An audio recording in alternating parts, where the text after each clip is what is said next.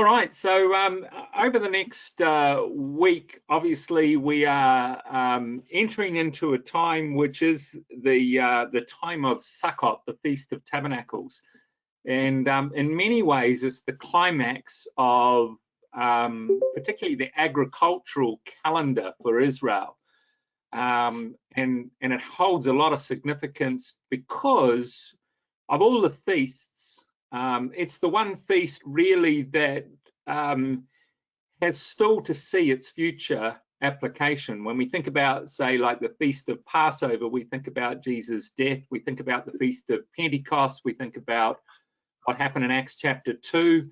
But when we think about the Feast of Tabernacles, we are thinking about really a time when the fulfillment of this feast will be seen in what we know as the marriage supper of the Lamb. So there's a lot of significance in this feast, and as such, it is known as the Feast of Joy, because it's the only feast where Israel was commanded to be happy. I want you to be happy, and you are to be joyous at this time, is what God says. So over the studies that I'm going to do, and they're only going to be short studies, is just to really focus on that aspect of the joy that is involved in this feast and what it truly represents for us. And we're going to look at different aspects of joy. So particularly this morning, I want to think about the aspect of the joy of receiving. So let's just take a little bit of a look at the background to the feasts as a whole for Israel.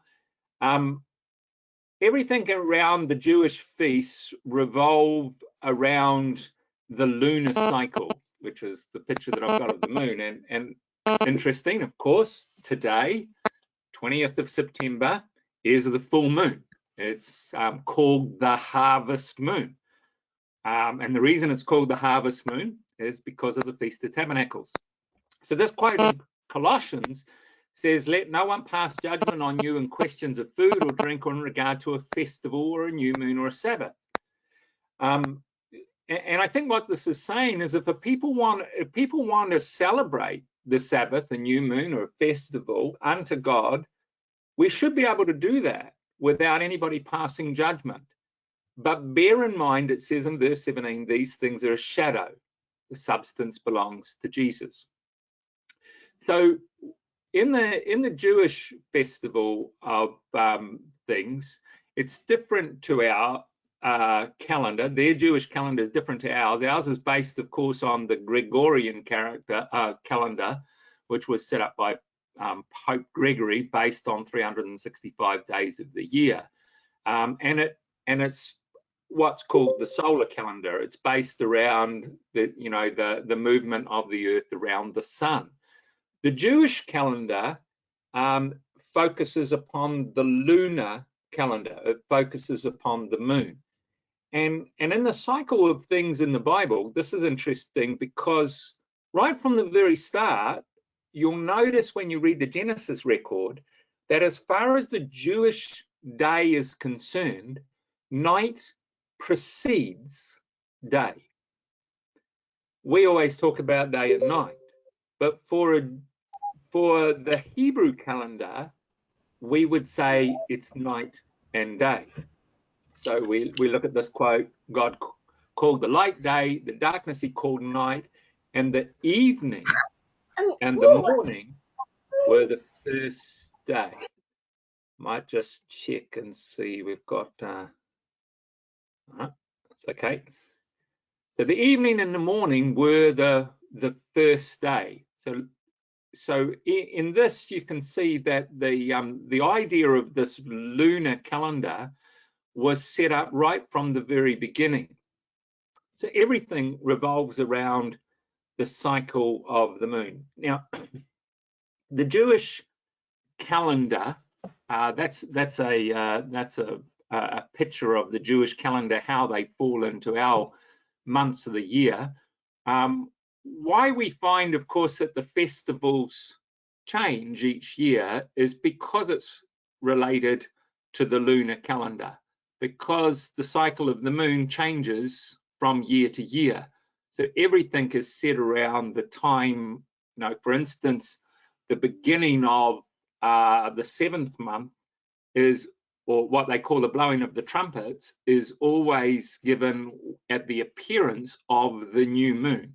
So the new moon begins the phase of the 7th month, and that changes. So as you look at this calendar, you'll see that in general, the months of the year fall within certain time periods. So of course, Easter falls for us sometime between March and April, but changes year to year. So likewise, the Feast of Tabernacles, the 7th month, falls generally between September or October. Mid-September, early October is where this festival sits. And as you can see in this calendar here, you may notice that in the early part of the Jewish year, which starts, or their religious year, starts from the 1st of Abib, you have 4 general festivals. So there are 7 Jewish festivals. 4 of them all occur within a period of 6 weeks from the beginning of April.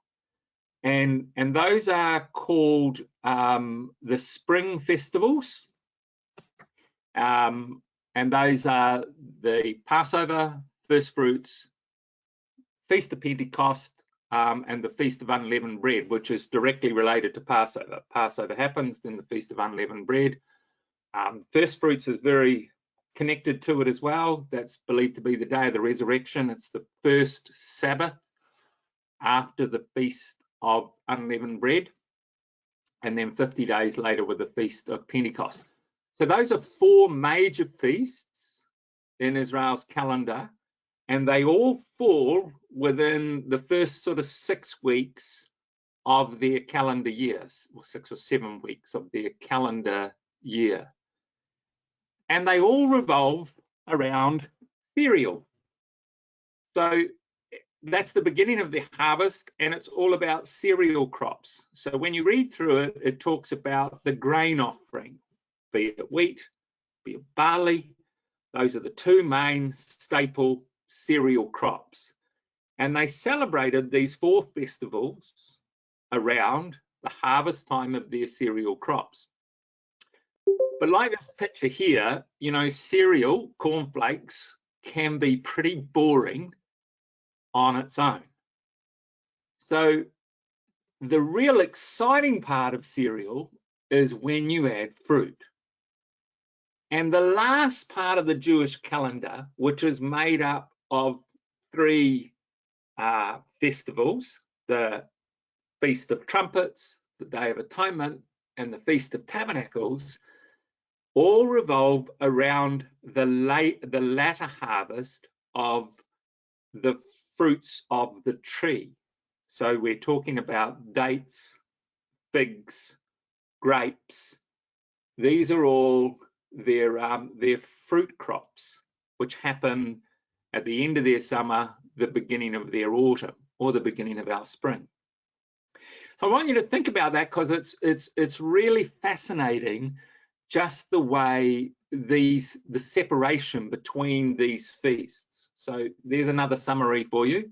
So you start with Passover, unleavened bread, first fruits, and the Feast of Weeks.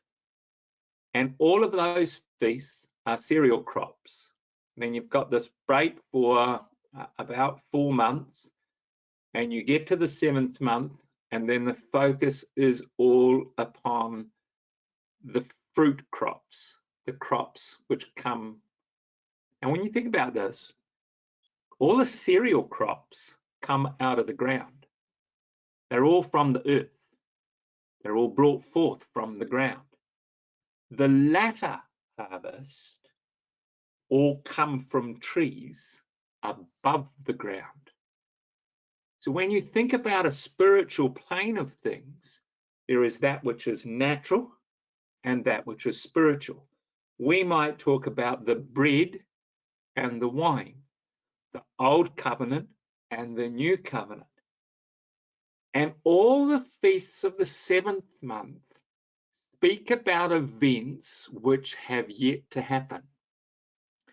So these are your 7 feasts, as we said: Passover, unleavened bread, first fruits, Pentecost, trumpets, atonement, tabernacles. Our focus is going to be on the feasts the 7th month, and they start with the sound of the trumpet, the blowing of the trumpet. And that happened when the new moon appeared. So you see the picture of the new moon there over Jerusalem. When they first see the new moon in the 7th month, that's when they sound the trumpet. And that calls the whole nation to prepare for the feasts of the 7th month. And of course, we can see the significance in this, can't we? The Lord said to Moses, "Speak to the children of Israel in the 7th month, on the 1st day of the month, you shall observe a day of solemn rest, a memorial proclaimed with the blast of trumpets, a holy convocation, and you shall do no ordinary work." So that was the commandment that God made in Leviticus for the Feast of Trumpets. We see the significance of this. "Behold, I tell you a mystery. We shall all be changed in a moment, in the twinkling of an eye, at the last trumpet. The trumpet will sound, and the dead shall be raised again. For the Lord himself will descend from heaven with a cry and a command, with the voice of the archangel, and with the sound of a trumpet of God, and the dead in Christ will be raised." Sorry, that slide's missing that bit there. But you see the significance of the sound of the trumpet preparing for the events of the 7th month. Lots of other quotes: "Blow up the trumpet in Zion, call a solemn assembly, gather the people, sanctify the congregation, gather the children, let the bridegroom go forth out of his chamber, and the bride out of her closet." So Joel speaks about this time of the blowing of the trumpet, the gathering of the people, the sanctification of the congregation, and like a bride and a bridegroom coming together. This is preparation for the marriage supper of the Lamb. This is the time to come. Then in the 10th day of the month is this, what is happened last week, is pretty much the most holy day in the Jewish calendar, that which is called Yom Kippur, the Day of Atonement. And it's a day when all the people present themselves before the Lord, and they are judged before God at this time. So we see in Hebrews chapter 9, it says of Jesus, he entered once for all into the most holy place, not by the blood of goats and of calves, but by his own blood, he himself secured eternal redemption. And here's the point. In Israel's calendar, the high priest went in year by year by year by year, every year having to present himself before God, going into the most holy place, and to present the sins of the nation, all the sins that they had committed of commission and omission during the year, and praying for forgiveness. Hebrews says Jesus entered once. And this is why the Feast of Tabernacles becomes such an incredible feast of joy, because this event, the Day of Atonement, is celebrated by Jews in their natural state as a time of affliction, as a time of mourning, as a time of self-reflection. But Jesus done this once for us. And therein is the power of it all. And if you'll see this quote here, which is interesting concerning the resurrection of Jesus, when the high priest went into the most holy place, one of the things he did was he had to take off his garments, and he had to leave his garments there at the entrance into the most holy place. And he had to wear special linen garments when he went in and offered. But here in John 20, it says, Peter and John went into the tomb. They saw the linen cloths lying there, the face cloth that had been by Jesus' head, not lying with the linen cloths, but folded in a place by itself, and left there, because Jesus has entered once into this most holy place. So let's think now. That's a summary of the feasts as we come to the Feast of Tabernacles. But it helps us to understand why this is a feast of such joy. Because when you think about this picture, the Day of Atonement, you know, you've got these two goats here. You know, what are they thinking? Those two goats. It's like, oh boy, one of us, it's not going to end well, is it, for one of those goats? You got these two goats presented there, and the decision between which one is going to die, get the knife, and which one is going to live is based on what? Casting lots. One might say it's based on sheer luck. It's not based on anything one goat can turn around and say, well, I'm a much better goat than you. I've made myself look pretty good, so I'm pretty sure I'm going to get selected. The difference between life and death for these two goats was God's selection, God's choice. And here's the thing, isn't it? That's the power of this story. That's the power of the Feast of Tabernacles. He chose us. It's not because of anything we did. It's not anything we did. It's his choice as to whether we live or die. And it says, while we were sinners, Christ died for us. You know, we deserved what the goat that died got. But Jesus came to offer the sacrifice so that he might present us to his Father. No wonder the Feast of Tabernacles is a feast of joy. Everything about the Feast of Tabernacles is all about joy, because Jesus has entered into the holy place. He has made atonement for us. Now we can come and celebrate with this incredible spirit of thankfulness. And it's not in us, it's in what he's done. So everything about the Feast of Tabernacles and the Feast of Booths is this beautiful celebration of God's love. It's a celebration of God's protection. It's a celebration of God's choosing of us. And so when you go through the Old Testament, this is the story of the Feast of Tabernacles. You must celebrate the Feast of Shelters for 7 days at the time of the grain and grape harvest. You are to rejoice in this festival. You and your son, your daughter, male, female, slaves, Levites, resident, foreigners, orphans, widows, all who are in the village, everybody is to be happy. Rejoice, celebrate this festival before the Lord in the place he chooses, for he will bless you in your productivity, and you will indeed rejoice. This is a command to rejoice. So this time of the Feast of Tabernacles, when we think about joy, it's the joy of receiving. And that's the first lesson I wanted to bring out on this feast. What have we received? We've received God's love demonstrated in the sacrifice of his son, a gift. You know, we tend to give gifts on birthdays, but we ask this on Sundays, don't we? Any special birthdays this week? Here's the other thing about the Feast of Tabernacles, and we're going to look at this later on in our studies.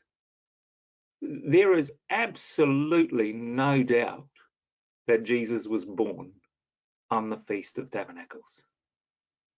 We are celebrating his true birthday. He's 2,000 years old. You know, one of the things you don't want to count is birthdays after you get to a certain age. Because after you get to a certain age, you want to stop counting birthdays. But what you do want to count is you want to count blessings. You want to count the gifts that he's given to us. And it's such a special gift because instead of giving him gifts, he's given us the greatest gift of all on his birthday. The gift of life. So when you go outside and you think about things during this week, and we have our time, and you think about all the bad that's in the world, all the bad that's happening with the coronavirus, stop and start thinking about all the good. Look at this privilege we have. Look at this ability we have to be able to share together at this time, to have fellowship together even online. We have so much that we can be thankful for. And you know, they say in mental well-being that you should start journaling those blessings, things that you are grateful for. And during this week, it would be a good idea to start journalizing, to start thinking about those things that you are grateful for. Count 10 things in the day. It doesn't take long to think about 10 things that you can be grateful for and be thankful for. Let's make this week, the Feast of Tabernacles, a week of joy, and think about what we are receiving right now. Thank you.